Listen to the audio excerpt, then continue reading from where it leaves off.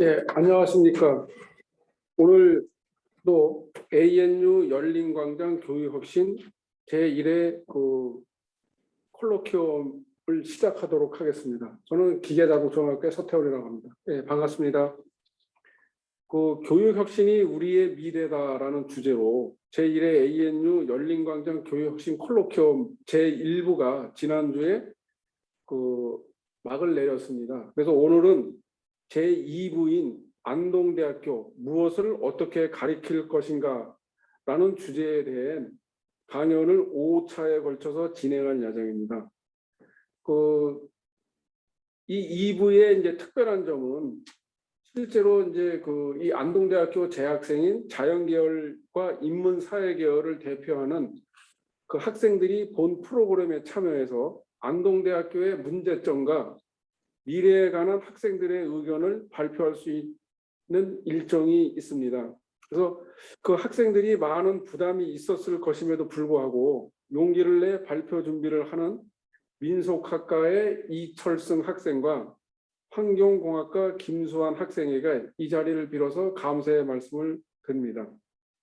오늘 강연을 시작하면서 제가 먼저 국내외 대학 혁신 성공 사례에 대한 발표를 하고 뒤이어 이철승 민속학과 학생이 바라본 안동대학교 문제점 군군 신신 부부자자에 대해서 강연을 할 예정입니다. 네, 그럼 저의 강연을 시작하도록 하겠습니다. 저는 이 국내외 대학 교육 혁신 성공 사례를 조사하고 바라보면서 이 국내외 대학의 이제 교육혁신 성공 사례를 바탕으로 우리 안동대학교가 어떻게 이 교육을 준비하고 가르쳐 나갈 것인지 이런 거에 대해서 간략하게 말씀을 드리도록 하겠습니다. 먼저 우리나라 고등교육의 발전 역사를 살펴보면은 유신 정권 때 처음으로 이제 실험적 학부제를 실시하겠다고 발표를 한 적이 있었고요. 그 다음에 이제 5공화국 때 730 교육개혁안, 교육개혁 성과 구상 보고서 등을 발표하면서 정부 정책이 발표되었습니다. 그리고 이제 문민정부 들어와서는 학부제 도입 추진, 의학 법학 전문대학원 도입, 고등교육법 개정, 대학 설립 준칙주의 도입, 대학원 중심의 연구 중심 대학 설정 등에 관한 교육개혁 1, 4차 개혁안이 발표가 됩니다. 그리고 이 국민의 정부에 들어와서 이제 이 본격적으로 유사학과 통폐합 및 학부제가 진행이 되고, 그리고 이제 국립대 회계제도 도입 및 법인화 추진 등이 있었으며, 교수 계약 임용제, 업적 평가제, 연봉제, 그리고 이제 총장 간선제 등 많은 현안들이 이때 이제 국민의 정부에서 이제 정책으로 나오게 됩니다. 그렇지만 이 정책이 이때 이렇게 실현된 거는 거의 없습니다. 왜냐하면은 다수의 교수님들이 이제 이 학교 현장에 계신 분들이 이제 반대를 함에 따라서 이것이 이제 성사되거나 이러지는 않았습니다. 이 당시에는. 그러면서 이제 이 대학 구조조정 정책이 꾸준히 지금까지 이제 이어지고 있습니다. 그리고 이제 올해 이제 저희가 대학 3주기 평가를 받으면서 이제 잘 피해 나갔고요. 그리고 이제 2009년에 처음으로 1도 1 국립대학 발표가 나오게 됩니다. 교육부에서. 그래서 같은 권역 안에 있는 3개 이상의 국립대들을 연합해서 하나의 국립대로 개편하는 방식의 이제 대학 체제 개편안이 발표가 되는데, 그리고 이제 2016년도가 2018년도에 다시 이 국립대 1도 1 국립대 현안 문제가 다시 이제 대두가 됩니다. 그래서 2018년도에 거점 국립대에 있는 총장 협의회에서는 1도 1 국립대학을 찬성하는 반면에 저희와 같은 지역 중심 국립대에서는 이런 거를 이제 반대하면서 다시 이 1도 1 국립대학에 대한 논의가 수면 아래로 가라앉게 됐습니다.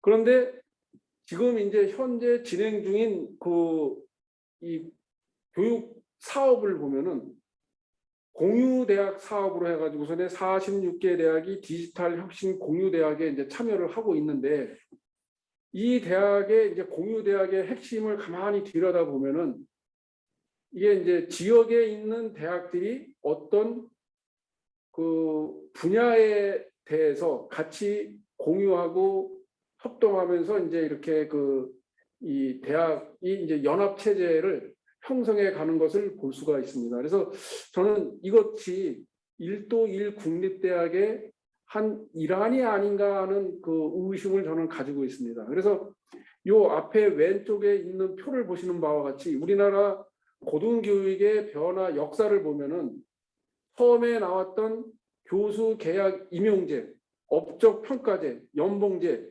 총장, 간선제 이러한 것들이 초창기에 나왔을 때는 극심한 반대에 부딪히면서 실현될 것 같지 않았던 것들이 지금 보면은 전부 다 실현이 되고 있습니다. 그래서 이러한 거를 볼 때 저는 이 폴리시 메이커들이 이 자리를 이동하거나 바뀌지 않는 한은 결국은 정책을 짜는 사람들에 의해서 처음에는 반대에 부딪히지만은 결국에는 그런 정책들이 다 실현되고 있다라는 것을 우리가 이 표에서 알 수가 있을 것 같습니다. 그래서 1도 1 국립대학도 지금은 이제 수면 아래 가라앉아 있지만은 이게 디지털 혁신 공유대학의 형태로다가 1도 1 국립대학 또는 지역에 있는 사립대학들과 같이 다 합쳐가지고서는 연합대학 연합체제를 이루면서 하나로다가 이렇게 되고 있는 것이 아닌가 하는 생각이 저는 개인적으로 가지고 있습니다. 그래서 그 해외 대학들의 그 혁신 모델을 보면은 지금 새로운 미래 대학의 모습으로 미국의 미네르바 대학이 이제 많이 뜨고 있습니다. 지금 이제 코로나로다가 언택트 그 수업이 이루어지면서 미네르바 대학이 이제 주목을 받게 됐고 있는데, 이 미네르바 대학의 주요 특징이 온라인 수업과 토론식 수업, 그리고 문제 해결과 토론을 통한 자기주도적 학습과 커뮤니케이션 능력을 향상시킨다고 하는 것이 이 대학의 특징입니다. 그리고 이제 함양해야 될 핵심 역량은 이 대학은 비판적 사고 능력, 창의 능력, 효과적 의사소통 능력, 상호작용 능력, 전공이 다른 분야와 융합하는 능력들을 핵심 역량으로 하고 있고, 그다음에 이 미네르바 대학의 이제 비전과 목표를 보면은 비전은 세계를 위한 비판적 지혜를 함양하는 것이고, 7가지 세부 목표가 이 대학에 있는데, 틀에 얽매이지 않는 것, 사람됨, 자신감, 사려 깊음, 선택적, 진정성, 추진력 등이 이 대학의 이제 교육 목표와 비전이라고 할 수 있겠습니다. 그리고 이제 핀란드의 이제 알토 대학이라고 있는데, 이 핀란드의 알토 대학은 산학 협력과 창업을 중점적으로 하는 그런 대학이 되겠습니다. 그래서 이 알토 대학의 이제 창업 교육은 공과대학과 경영대학이 융합해서 벤처 창업, 기술 벤처와 시장 벤처로 구분해서 이 둘을 적절히 결합하는 창업 성공의 모델 대학이 이제 되고 있습니다. 그리고 과제 중심의 융복합 교육을 하고 있고, 전공 심화 교육 등을 이제 이 대학은 하고 있습니다. 그리고 이제 이 2013년도에 생긴 전 세계 IT 인재 산실이라고 할 수 있는 프랑스의 에콜 42라는 대학이 있습니다. 이 대학은 2013년도에 설립이 돼가지고서는 전원 장학금을 받으면서 이 대학에 이제 입학을 하게 됩니다. 그래서 에콜 42의 신입생 선발 과정을 보면은 협력을 통한 프로젝트 수행 능력을 가지고 있는지, 게임을 통해서 이제 학습 능력 함양을 한다든가, 수준별 스스로 문제 해결 능력을 함양하는 이런 체제의 교육 체계를 이 에콜 42는 가지고 있습니다. 그리고 이제 우리가 잘 알고 있는, 특히 우리나라의 이제 그 많은 총장님들이 미국의 대학을 혁신의 이제 모델 대학이라고 이제 찾아가는 대학 중에 하나가 이 애리조나 주립대학입니다. 이 애리조나 주립대학은 창업 중심의 교육, 그다음에 지역사회와 기업가의 연계된 교육, 그다음에 학령 인구가 감소되면서 이거를 어떻게 해결할 것인가에 대한 문제를 가지고 이제 그 대표적인 혁신 사례의 그 성공 사례의 주요한 대학으로 이제 이 아리조나 주립대학을 저희가 많은 그 대학들에서 벤치마킹을 하고 있는 대학입니다. 그리고 이제 독일의 미텔 슈탄트 대학이 있는데 이 미텔 슈탄트 대학은 2000년 6월에 개교한 대학으로서 독일에서 이제 그 가장 선호하는 대학 중에 하나라고 합니다. 왜냐하면 이 강소 기업에 최적화된 핵심 인재를 양성하는 것을 목표로 하면서 실용적이고 응용 학습에 역점을 두고 있는 대학이기 때문에 그렇습니다. 그리고 이제 미국의 올린 공과대학, 이거는 이제 그 이 공대에 계신 분들은 대부분 다 잘 아시는 대학인데 이 올린 공과대학이 처음으로 이제 그 캡스톤 디자인이라는 교과목을 만들면서 이제 우리 안동대학교뿐만이 아니고 전국에 있는 모든 대학이 이제 캡스톤 디자인 하는 이런 이제 이 모델을 가지고 와서 저희가 이제 사용하고 있는 거죠. 그다음에 이제 미국의 뱁슨 칼리지는 우리나라의 창업 선도 대학의 모델이 되는 그 창업 선도 엔터프리즈너 그 대학의 그 모델이라고 하겠습니다.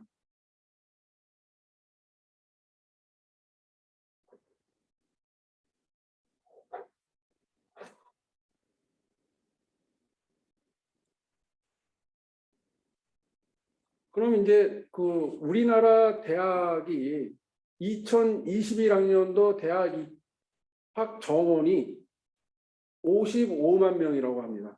근데 이제 21학년도에 수능 응시 학생은 49만 명이고 그다음에 40학년도에 수능 응시 예정자가 28만 명 정도 이제 된다고 예측을 하고 있습니다. 그래서 이 수능 21학년도에 수능 응시자하고 대학 입시자하고 보면 한 6만 명 정도가 이게 이제 부족한 상황이고 40학년도가 되면 27만 명 정도가 입시에 미응시하면서 부족 현상이 일어날 것이다라고 이제 추정을 하고 있습니다. 이 자료는 그 안동대학교 교수 역량 강화 혁신 센터의 그 성균관대학교 교육학과의 배상훈 교수님이 발표한 자료를 가지고 온 것입니다. 그리고 이제 이 미국의 이제 2016년도에 미국 대학 신입생 등록률을 보면은 이게 이제 하버드, 예일 이런 이제 그 유수의 그 아이비리그 학교는 그 80% 정도의 학생들이 등록을 하는데 그 미국의 이제 반면에 이제 그 주립 대학들은 40% 정도가 등록을 하는 상황입니다.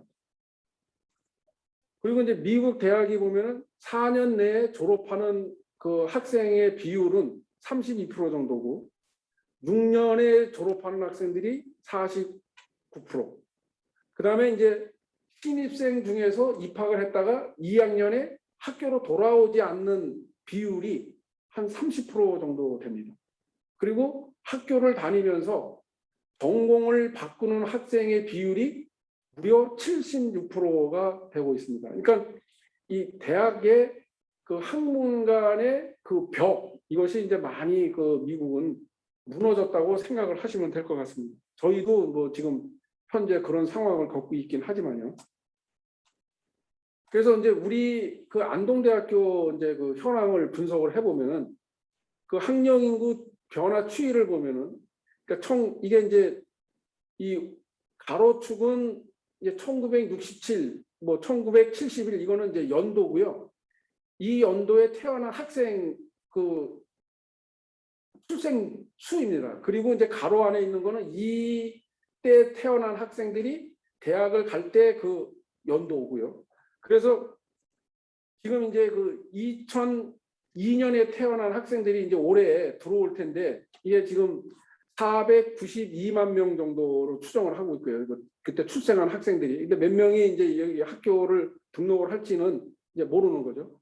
그리고 이제 2024년도가 이제 지금 443만 5천 명으로 제일 작아지게 됩니다. 그리고 이제 조금 증가하다가 2007년도에 태어난 학생들은 29만 3천 명 정도뿐이 안 됩니다. 이게 어떤 이유에서 이렇게 됐는지는 모르겠는데, 그래서 이제 이게 26년도에 이제 대학에 입학할 학생들 수는 29만 3천 명 정도가 이제 이 대학 자원인데, 이 중에서 이제 어느 정도가 이제 이 수능 시험을 볼지 이거는 이제 그때 가봐야 알겠는 거죠.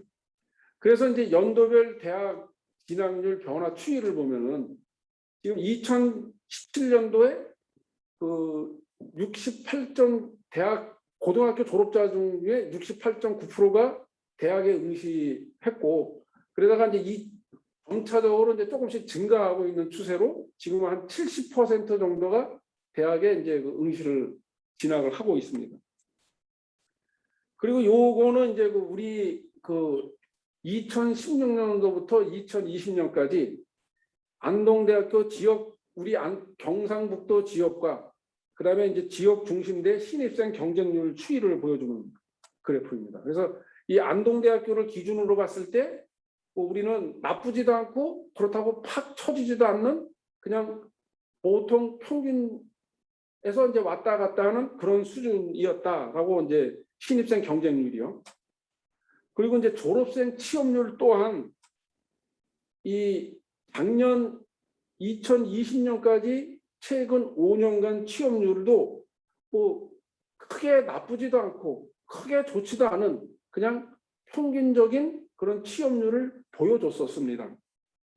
그런데 2021학년도 우리가 이제 취업률 학생 신입생 등록률을 보면은 다 잘 아시는 바와 같이 우리가 72.9%로 사상 최대의 이 나쁜 성적을 받았습니다.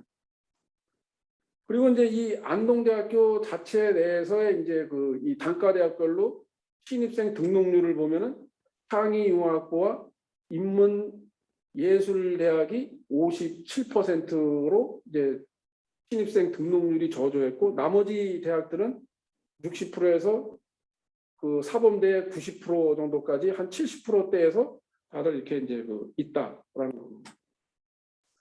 그래서 이제 이 문제에 대해서 왜 우리 안동대학교가 그동안은 좋은 것도 아니 너무 좋지도 않고 나쁘지도 않고 한 중간 정도의 신입생 등록률과 취업률을 가지고 있었는데, 올해는 왜 이렇게 갑자기 우리가 신입생 등록률이 대구 경북에서 꼴찌를 할 정도로다가 크게 떨어졌냐. 이 원인을 분석하는데 대학 본부는 제가 알기로는 지금은 뭐 어떤 생각을 가지고 있는지 잘 모르겠지만은 대학 본부가 이 분석한 거를 보면은 학령 인구 감소로다가 이거는 뭐 어쩔 수 없었던 거다. 그다음에 코로나로 인해서 이제 홍보가 부족했다. 그다음에 이제 수능 최저 등급이 우리의 이제 발목을 잡았다. 뭐 이외에 등등등 있습니다. 이게 저는 이것도 우리가 이제 원인 중에 하나라고 저도 생각을 하고 있습니다. 그렇지만 저는 이게 큰 원인의 이제 가장 큰 문제점은 아닐 것이다라는 게 저의 이제 생각입니다. 그래서 저는 우리가 이 근본적인 원인은 구성원들의 자긍심을 향상시키는 어떤 정책들이 있었는가. 그 다음에 시대와 학생이 요구하는 학생 중심의 교과 과정을 우리가 얼마나 개발하고 발전시키기 위해서 노력을 했는가. 그 다음에 이제 구성원들이 변화와 발전을 위해서 얼마나 노력을 했나. 그리고 공유 및 협력 체계 구축을 위해 우리는 어떤 노력을 했는가. 이러한 게 추상적인 얘기가 될 수 있겠지만은 이러한 것들이 전반적으로 지금 대학 본부가 분석한 이런 원인들과 같이 아우러지면서 전반적으로 우리가 이제 이렇게 이 올해 성적이 나쁜 가장 큰 원인이 아닌가 저는 이제 생각을 하고 있습니다. 그래서 요 그림은 아까도 이제 그 말씀드렸듯이 이 안동대학교 이제 교수 역량 강화 혁신 센터에서 이제 이 의뢰를 해가지고 이 동영상을 찍어놓은 것이 있습니다. 그걸 이제 이게 그 보면은 이제 안동대를 대상으로 한 대학 혁신 역량 진단 결과에 대한 보고서를 발표하면서 이제 했던 내용인데, 이게 그 대학 본부에서 이제 의뢰를 해가지고 이제 저는 했다고 얘기를 들었습니다. 그래서 이 자료가 전국 74개 대학에 이제 그 8,289명을 조사를 했고, 그다음에 자율개선대학 26개교에 2,780명, 그다음에 지방 중소형 대학 41개교 4,230명, 그다음에 이제 안동대학교 112명, 교수 51명과 직원 61명이 포함되어 있습니다. 이제 요게 이 나와 있는 그래프인데요. 이 그래프가 이제 이 노란색이 이제 그 전국 평균이라고 하면은 우리 안동대학은 이제 이 파란색으로 표시가 되어 있습니다. 그래서 이 안동대학교 약점이 보면은 명확한 비전과 공유가 이제 뭐 부족하다. 대학 공동체 의식이 부족하다. 학생 중심 가치가 부족하다. 조직 혁신성이, 그다음에 신뢰 문화, 조직의 긍정성, 부서장 리더십, 직무열의, 협업 문화, 이런 것들이 이제 그 안동대학교의 그 타 대학에 비해서 안동대학에 굉장히 이 평가가 낮게 나타나 있습니다.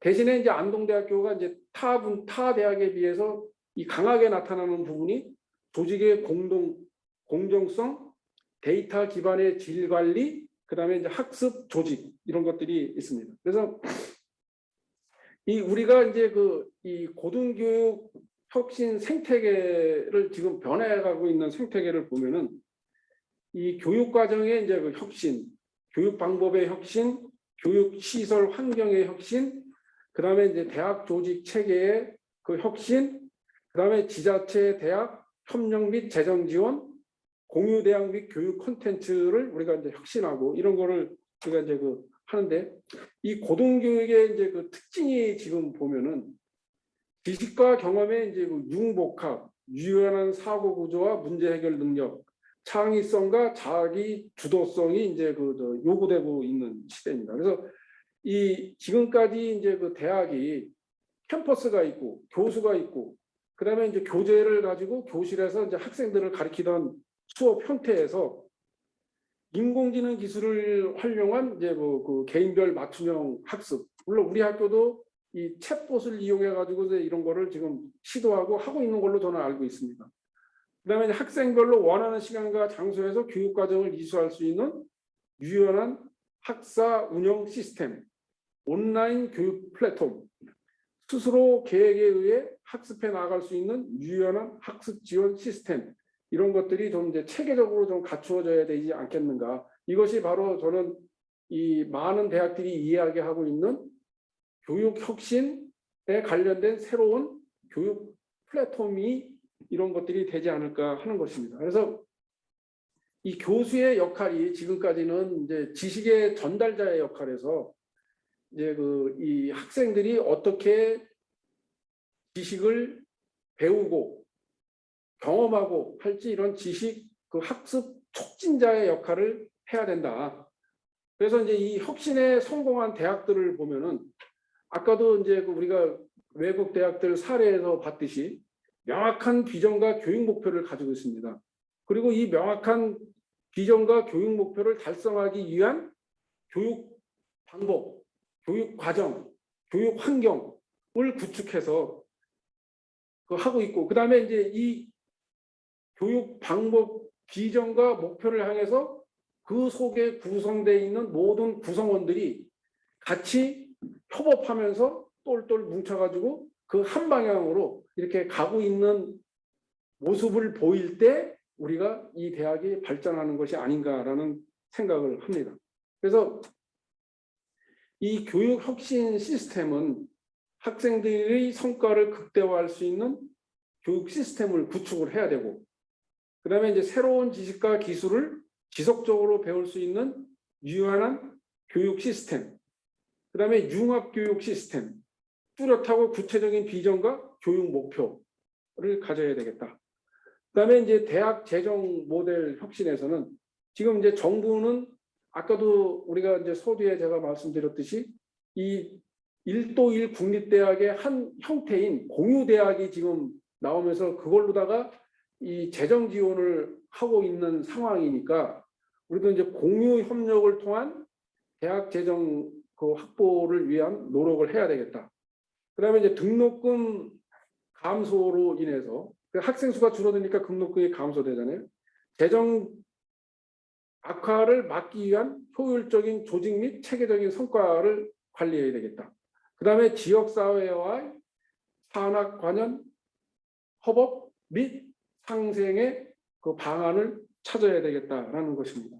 그래서 이 대학 국제화 혁신을 지금 이제 인구 절벽으로 우리가 이 학생 수가 이제 줄어들고 있는 상황에서 대학 경쟁력 확보를 위해서는 교육과 연구 역량을 갖춰야 되는데 그러기 위해서는 이제 우리가 외국의 그 학생을 유치하는 국제화 혁신을 좀 해야 되겠다라는 것입니다. 그리고 이 안동이 지금 이제 그 이 도청이 안동에 와 있는 도청 소재지에 있는 우리 국립대학이니까 이 경북도와 잘 협력해서 이 연구 능력을 향상시킬 수 있는 대학원 중심의 협력을 구축하는데 우리가 좀 이 묘안을 짜가지고 그 해야 되지 않을까 하는 게 저의 개인적인 생각입니다. 그래서 미래 인재를 양성을 대비한 이제 대학교육 정책 방향이 보면 이제 아까 이제 보여드렸던 거잖아요.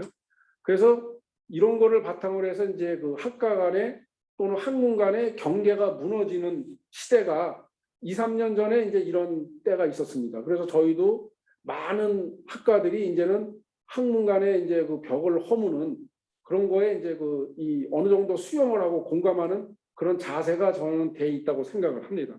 그리고 이 앞으로는 이제 개방과 협력인데 이게 공유 협력 체제를 구축해야 되고 또 이게 공유 협력이 결국은 무엇을 하기 위한 것이냐면은 융합 교육을 해야 되고 창의적인 인재를 양성하는 거라고 생각을 합니다. 그래서 이걸 하기 위해서는 지자체와 대학 중심의 지역 협력 체계를 구축해야 된다라는 것입니다. 그래서 이게 이제 1도 1 국립대학이면서 아까 제일 처음에 제가 말씀드렸던 정책을 짜는 이 정책 입안자들이 결국 교육부에서 이제 이 서기관 사무관들이 정책을 짜는데 이 사람들의 머릿속에 있는 것은 그 결국은 이 사람들이 생각하고 있는 거가 그냥 시간이 지나면은 이루어지더라라는 것입니다.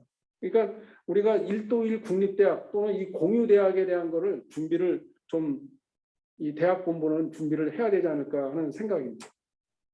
그래서 이 지금 이제 그 망하지 않으면 변하지 않으면 망한다라는 건데 세계 휴대폰 시장의 이제 41%를 차지하고 있었던 노키아가 애플의 아이폰이 나오면서 이게 멸망의 길로 들어갑니다. 그다음에 이제 코닥 필름이 처음으로 디지털 카메라를 만들었음에도 불구하고 필름을 고수하다가 망합니다. 그다음에 이제 소니하고 VCR의 이 베타 방식의 소니 그 VC 테이프과 VCR이 테이프 경쟁을 하다가 이 소니가 베타 방식을 고집하다가 망합니다. 그래서 우리는 변하지 않으면은 망하게 돼 있다라는 것입니다. 그래서 이 결함을 스스로 깨고 나오게 되면은 병아리가 되지만 이 결함을 남이 깨게 되면은 프라이가 된다. 그래서 우리가 스스로 우리의 혁신을 하면서 우리가 이제 그 이 혁신의 주체가 돼서 할 때 우리가 이제 그 이 경쟁력을 가지는 안동대학교가 되지 않을까 하는 생각을 입니다. 그래서 이것으로 저의 발표를 마치도록 하겠습니다. 그럼 이제 이어서 지금 이제 그 이 민속학과 그 이철승 학생이 군군 신신 부부자자에 대해서 그 발표하도록 하겠습니다. 네, 감사합니다.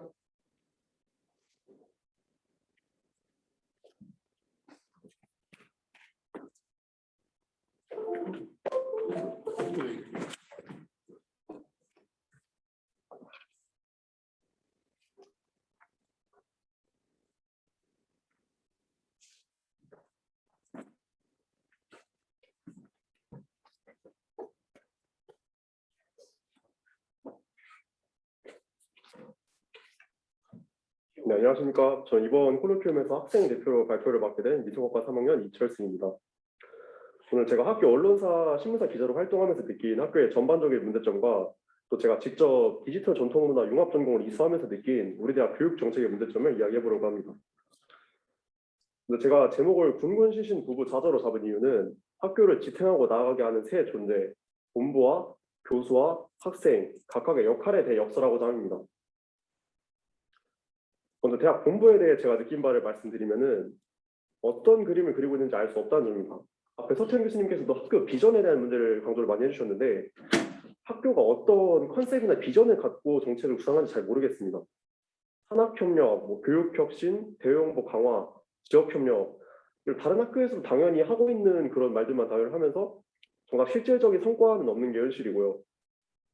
또 이제 10년도 넘은 이 정영진 총장 시절의 발전 계획을 보면은 조금 과장해서 말하면 정말 오래 작성한 계획이라고 해도 믿을 정도로 큰 차이가 없는데요.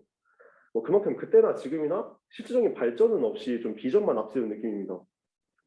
내용을 보면 죄다 알맹이는 없고 추상적인 모토들이 가득한데 예를 들어서 신도청 중심 대학으로 거듭나겠다는 이야기는 이것도 10년 전부터 나온 이야기지만 지금 10년이 넘도록 착공은커녕 제대로 부지 확보도 못한 게 현실이고 또 이제 핵심 역량 설정을 보면은 상위, 글로컬 이런 듣기 좋은 말이 굉장히 많은데 요즘 시대에 당연히 필요한 능력들이지만 이거를 듣고 있는 기분은 뭔가 병원에 가면은 술, 담배 끊고 매일 운동하고 골고루 먹으면 무병장수할 수 있다. 이런 식의 굉장히 교과서적인 멘트를 듣는 기분이 듭니다.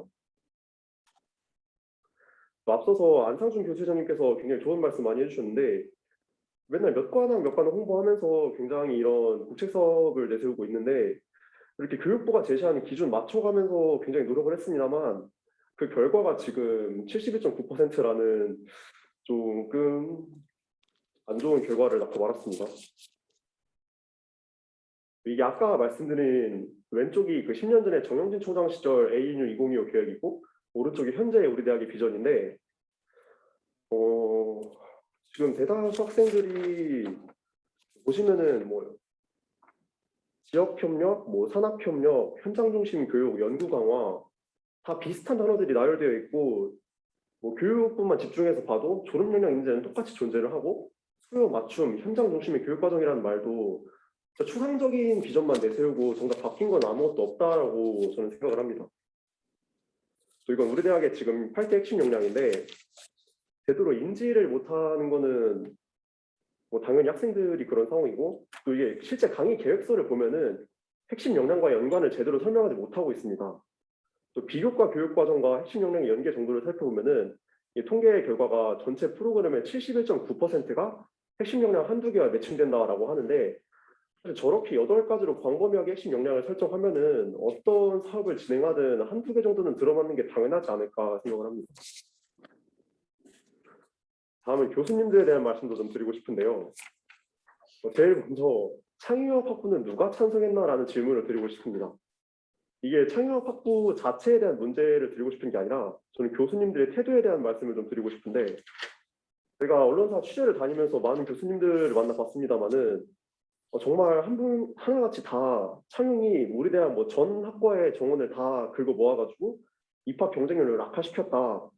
그리고 본인께서는 창의학 학부를 설립 단계부터 이거는 말이 안 되는 학과다라고 반대를 했다고들 하시는데 이렇게 입학 정원이 대규모로 조정이 되고 학부가 새로 생기고 할 정도의 사안이면은 엄연히 교수회의, 교무회의, 평의원에 다 걸쳐서 민주적으로 결정한 사안일 텐데 정말 아니라는 확신이 있고 미래 걱정이 됐으면은 그 당시에 뭔가 항의를 하던 성명서를 내던 그 당시 액션이 있었어야지 지금 말씀을 하시는 거는 사실 소했고 외양간 고치는 격밖에 안 된다고 생각을 합니다. 이게 또 소를 잃었으면 외양간을 고치자고 이야기를 해야지 맞는데 지금 제가 봤을 때 안상준 교수회장님이나 서태현 교수님이나 그분 정도들 외에는 대외적으로 이 문제를 거론하시는 분도 없는 게 저는 참 답답하게 생각을 합니다. 그리고 저는 교수의 소임이 연구와 강의가 전부가 아니라는 말씀을 좀 하고 싶은데요. 우리가 민주주의 국가에 살면서 자기 업무를 수행하는 데 그치지 않고 좀 더 사회 현안에 관심을 갖고 목소리를 낼 권리와 의무가 있다고 생각합니다.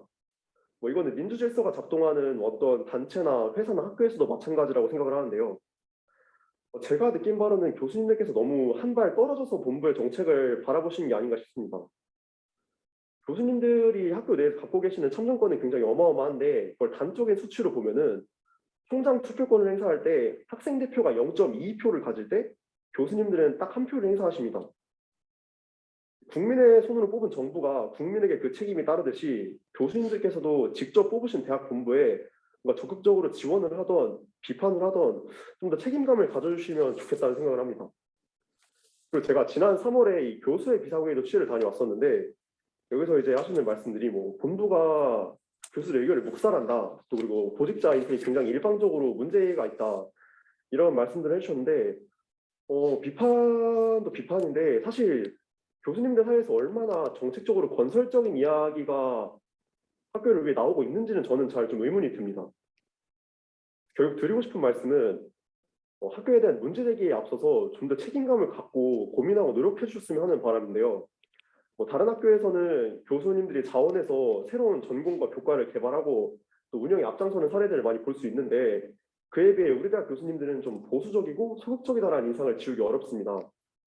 기억하시는지 모르겠는데 그 여름방학 때 우리가 컨설팅 발표를 하지 않았습니까? 거기서 그 한국생산성공부 팀장님한테 우리 학교가 다른 대학에 비해 특출나게 좀 차이나는 문제점이 뭐냐라는 이런 질문을 드렸었는데 그때 그 팀장님이 대답하시기가 굉장히 완곡하게 표현을 하셨는데 교수님들이 잘 안 움직이신다 이런 말씀하신 게 전 참 되게 뼈 있는 한마디라고 생각을 합니다. 학생들 역시 학교에 대한 책임에서 완전히 자유로울 수는 없는데요. 먼저 설문 참여율을 보면 참 민망한 수준입니다. 각종 크고 작은 설문은 차치하고 정책 수립의 가장 중요한 근거 자료가 되는 교육 만족도 조사의 이 참여도를 보면은 대학생의 절반도 안 되는 1,600여 명이 참여를 하고 있습니다. 이렇게 되니까 학교 입장에서도 정확한 의견 수렴이 어려우니까 이게 정책에 반영되기 당연히 어려운 상황이고요. 또 두 번째 문제는 적지 않은 학생들이 이 에브리타임 어플리케이션을 학교 공식 커뮤니티처럼 여긴다는 점입니다. 차라리 건의 게시판이나 이 총장실에 글을 쓰는 편이 훨씬 효율적일 텐데도 뭐 기숙사 문제, 대면 수업 여부 같은 중요 이슈를 두고 좀 여기서만 목이 터져라 싸우는 모습이 좀 안타깝게 느껴집니다. 다만 이 부분은 공식적인 소통의 장을 마련하지 못한 학교 쪽에도 일부 책임이 있다고 생각합니다. 뭐 올해 들어서 홈페이지 개선도 하고 어플도 새로 만들면서 많이 나아지긴 했지만 여전히 에브리타임이 학생들의 주된 커뮤니티인 것이 현실이고요. 제가 이 커뮤니티 부재 문제를 최근에 굉장히 절감을 한 게 지난주 월요일에 학교에 멧돼지가 나왔었습니다. 중앙광장에서 멧돼지가 활보를 했었는데 저는 이게 에브리타임에서 인기글에 올라가가지고 당연히 학교 사람은 다 알고 있겠구나라는 그런 생각을 했었는데 제가 조교님이랑 대화를 하다가 이걸 처음 들어봤다라고 말씀을 하시더라고요. 그 어떻게 학교에 멧돼지가 나오냐고. 그래서 이런 단순한 해프닝 하나도 공유가 안 되는데 정책적인 측면에서는 참 오죽할까라는 생각이 들었습니다. 우리 학생들의 프로그램 참여 저도 역시 지적할 만한 부분인데요. 뭐 이것도 길게 근거를 들 필요 없이 프로그램 지원자가 모자라가지고 모집 기간 일주일씩 연장하는 경우는 굉장히 많이 볼 수 있습니다. 제가 뭐 이걸 경험해봤을 때도 정말 어지간한 프로그램은 지원만 하면 바로 붙을 정도로 참여율 저조를 체감을 할 수 있었습니다. 다음은 이제 교육에 대한 이야기를 한 자리인 만큼 제가 느낀 대학 교육의 문제점에 대해 이야기를 해볼 텐데요. 저는 방향성 없는 교육 정책이 쏘아올린 오발탄 융합 전공에 대한 말씀을 드리고자 합니다. 다중 전공은 아시다시피 우리 학교에서 미는 대표적인 교육 규칙 중에 하나인데요. 저는 이걸 경험해보고 참 이 실상이 속빈 강정 같다라는 표현을 쓰고 싶었습니다.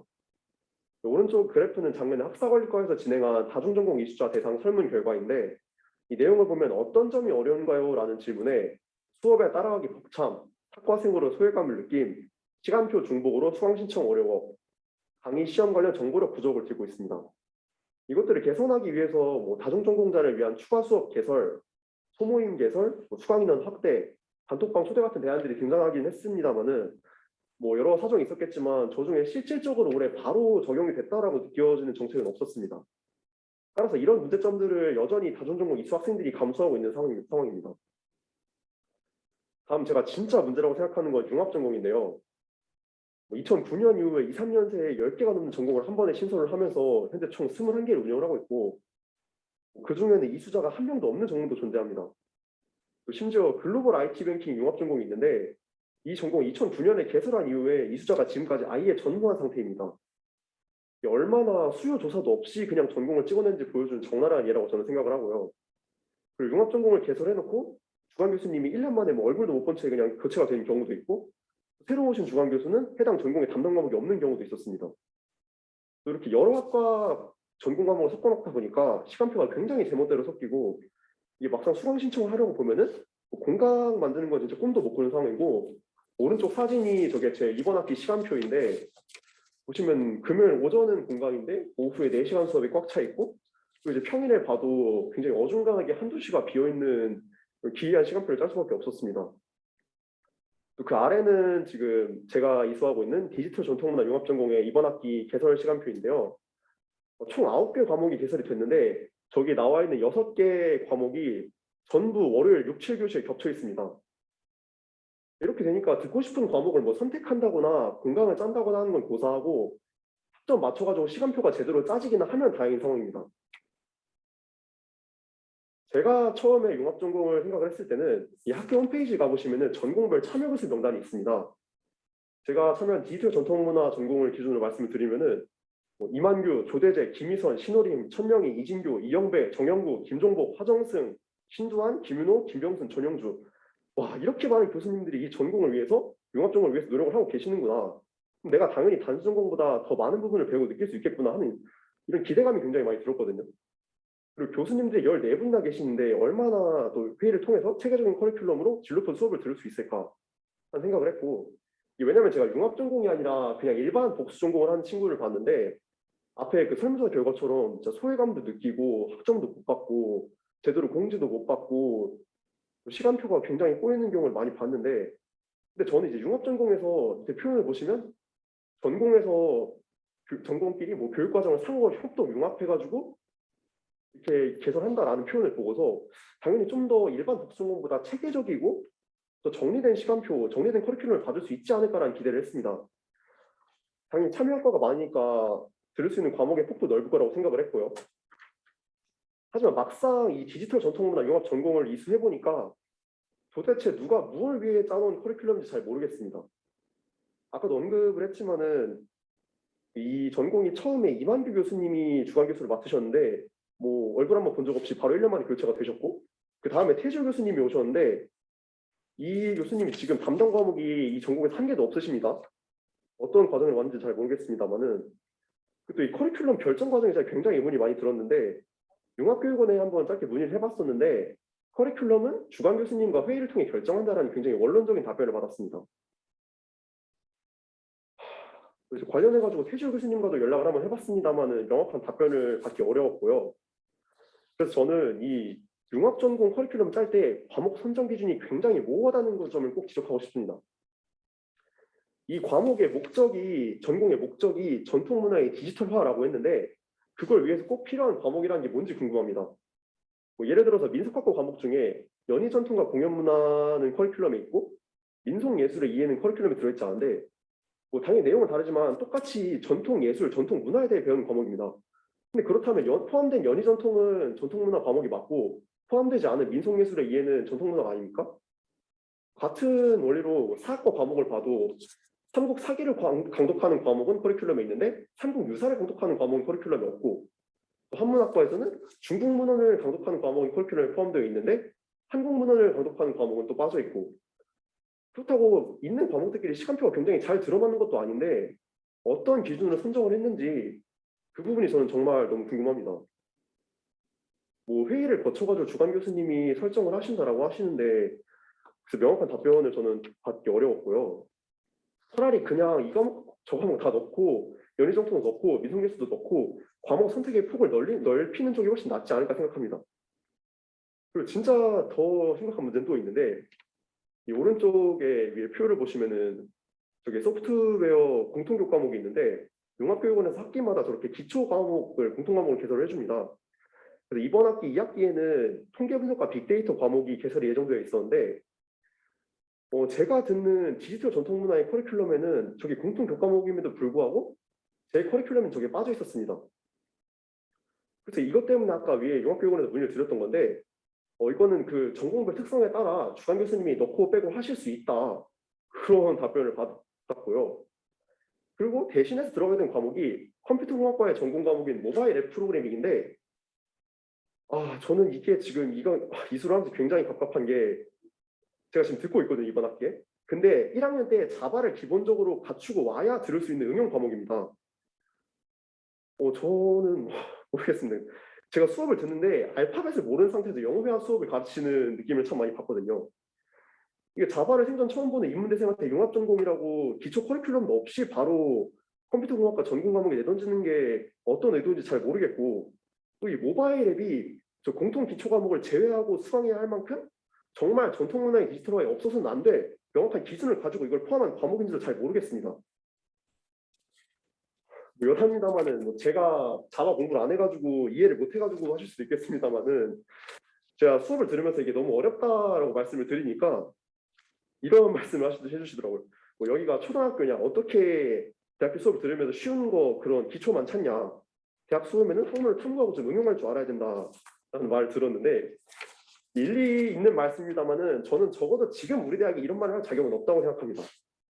지금 당장 신입생이 미달나가지고 부등급 학생까지 모집하고 최저 폐지하고 그렇게 다 긁어모으는 마당에 그 학생들을 대상으로 쉬운 거, 재미있는 것부터 가르쳐서 흥미를 붙이고 그 다음 학생들을 키워내는 게 지금 우리 대학 교육이 가야 할 방향이라고 생각합니다.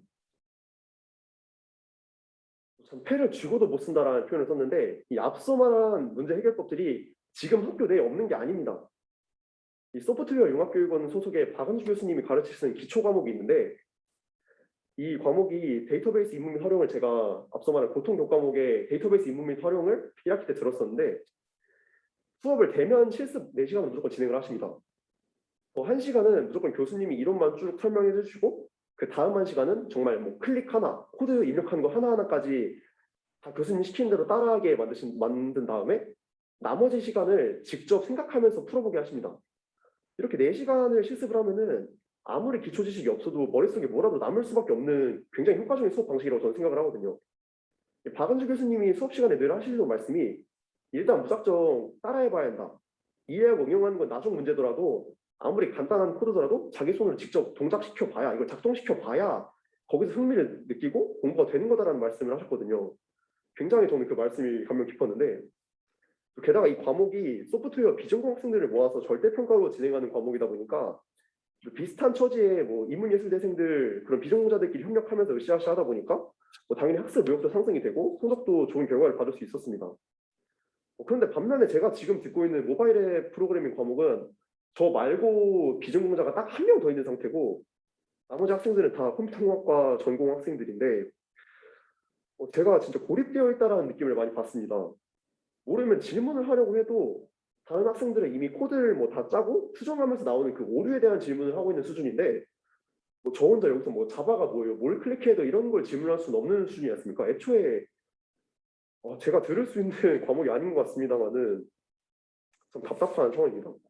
그리고 또 이 융합교육원에서 진행하는 프로그램 중에 멘토링 프로그램이 있는데 이 같은 강의를 수강하는 수강생들끼리 그룹을 짜줍니다. 멘토링 프로그램을 해서 이게 제 지난 학기에 데이터베이스를 수강하면서도 이 멘토링에 굉장히 많은 효과를 받았는데 이번 학기에도 제가 모바일 앱 프로그래밍으로 이 프로그램을 신청을 했습니다만은 신청자가 저밖에 없어서 불발이 됐습니다.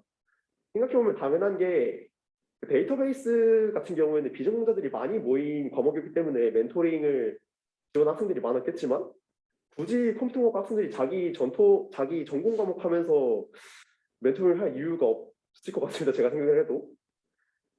참 결국에 커리큘럼에 그 공통기초 과목인 빅데이터와 통계분석만 넣었어도 다 해결될 문제가 아닌가라는 생각이 듭니다. 그래서 어떤 기준으로 그 과목을 빼고 모바일 앱 프로그래밍이 들어갔는지 도대체 그 커리큘럼을 결정하시는 주관 담당자가 누군지 태지호 교수님도 융합교육원에서 명확하게 답변을 주시지 않으셨고 전체적으로 도대체 이 융합 전공이 어느 누구의 주체로 어떻게 돌아가는지 저는 잘 그걸 이해를 못하겠습니다. 정리하면은 좀 비유를 들자면 저는 레시피 없는 요리는 음식물 쓰레기 같다고 생각합니다. 아무리 여기저기서 좋은 재료를 갖다 놔도 이거를 주도할 요리사도 없고 레시피가 없다면은 그냥 다 섞어놓은 음식물 쓰레기에 불과합니다. 같은 이치로 이거를 담당할 담당 주간 교수도 없고 명확한 커리큘럼과 목표가 없는 전공은 아무 의미 없는 그냥 껍데기고 정리해야 될 대상이라고 생각합니다. 마무리로 들어가서 대책이 없으면 벤치마킹이라도 하자는 말씀을 드리고 싶습니다. 뭐 앞에 서태현 교수님도 여러 가지 말씀해 주셨습니다만은 인터넷 유튜브만 찾아봐도 다들 앞장서서 자기 대학 혁신 사례를 보고를 하고 있고 또 이제 지난 8월에 대학 혁신 지원 사업에서 이 혁신 포럼을 진행하면서 우수 사례를 발표를 했는데 거기 보면 굉장히 많은 대학들이 자기들이 우수 사례를 뽐내고 있고요. 또 이제 이화여대 같은 경우에는 텔로스 트랙이라는 걸 80개 정도 운영을 하면서 이게 한 트랙에 18학점 정도로 구성이 되어 있는데 뭐 복수 전공, 부전공과 다르게 굉장히 개설 폐지도 자유롭고 그 특징을 보면은 맞춤형 지도교수 상담과 진로지도 제공, 교수들의 주도적인 트랙 개발, 그리고 트랙 선정, 운영까지 교수가 완전히 전담을 하고 있고요. 또 학생이 스스로 이걸 설계해오는 경우도 있다고 합니다. 트랙 내용을. 그리고 트랙별로 관련 있는 비교과 활동을 필수 이수 조건을 넣어서 이 비교과 활동까지 교육의 영역을 끌어넓히고 있고요.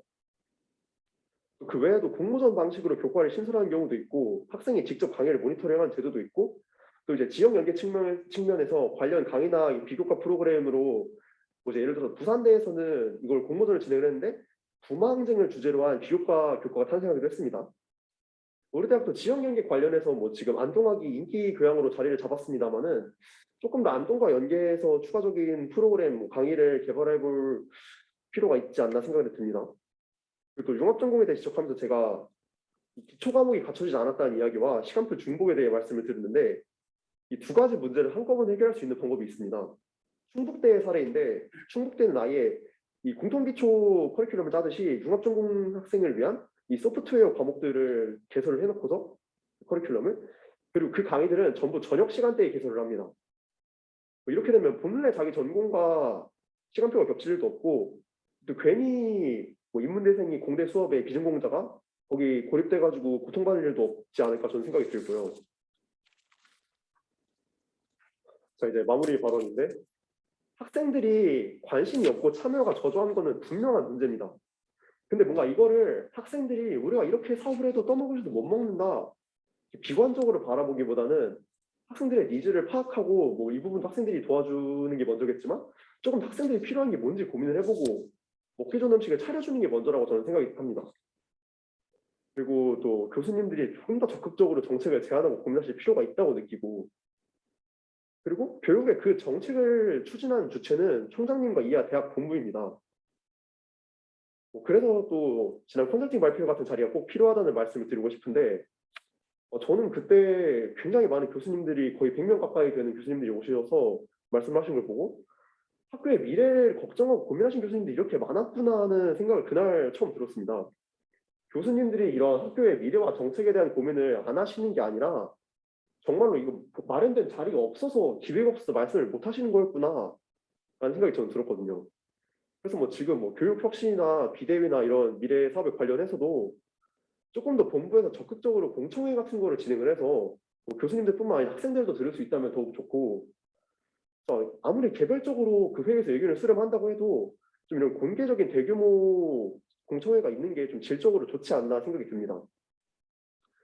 또 마지막으로 드리고 싶은 말씀은 뭐 결국에 군부도 교수도 학생도 각자의 자리에서 책임감을 갖고 학생과 학교의 미래를 고민하는 안동대학교가 됐으면 좋겠습니다. 감사합니다.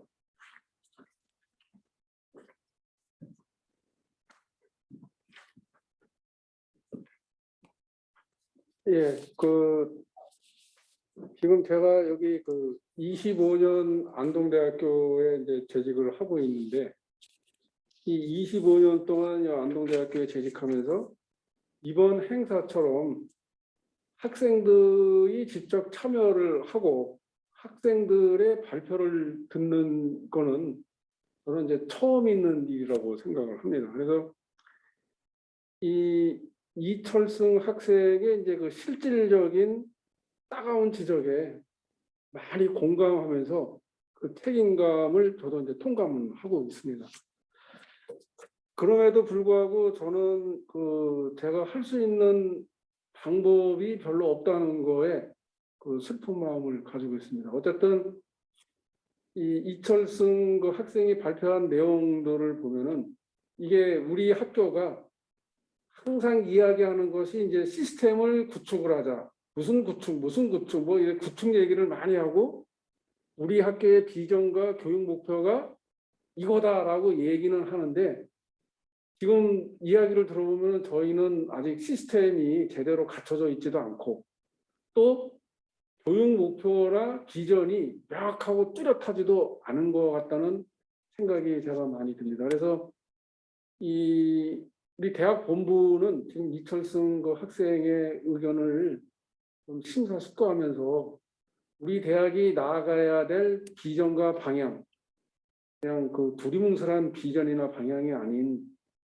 확실하고 뚜렷한 것을 좀 제시를 하고 그거에 따라서 이 교육 시스템을 잘 구축을 해야 되지 않을까 하는 생각이 듭니다. 그래야지 우리 구성원들이 모두 협심해서 하나의 방향을 향해서 가지 않을까 합니다. 그렇게 될 때 우리 안동대학교가 다른 혁신 성공 사례 대학들처럼 성공하는 대학이 되지 않을까 하는 생각을 가집니다. 그래서 오늘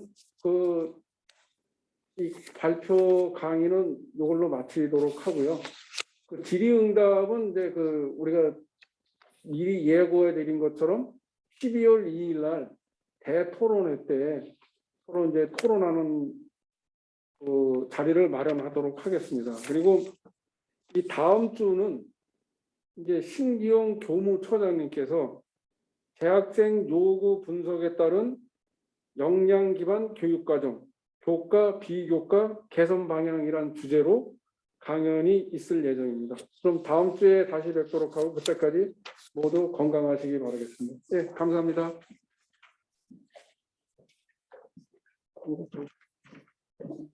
저장하고. 네.